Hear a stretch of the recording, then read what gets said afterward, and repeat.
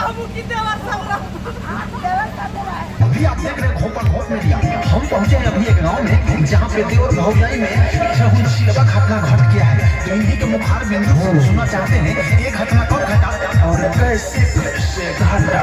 अरे तोहरा मरद संगे पड़े ना पटरी जाने बनी बाहर के परी सब भतरी। तोहरा मरद संगे पड़े ना पटरी जाने बनी बाहर के परी सब भतरी।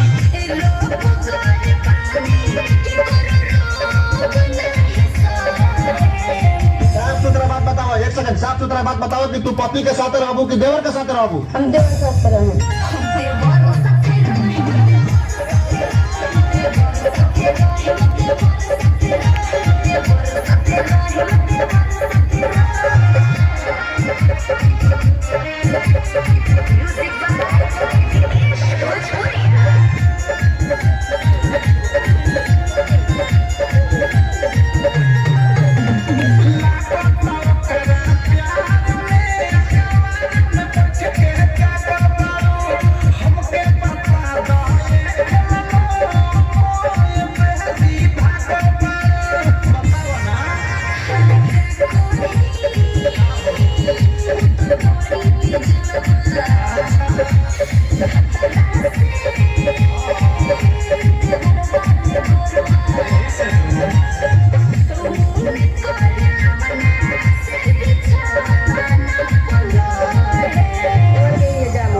देवर के जामा लिया? हाँ। तार बेटे, हाँ। तू पति के साथ रहबू कि देवर के साथ रहबू? हम देवर के साथ रहूं।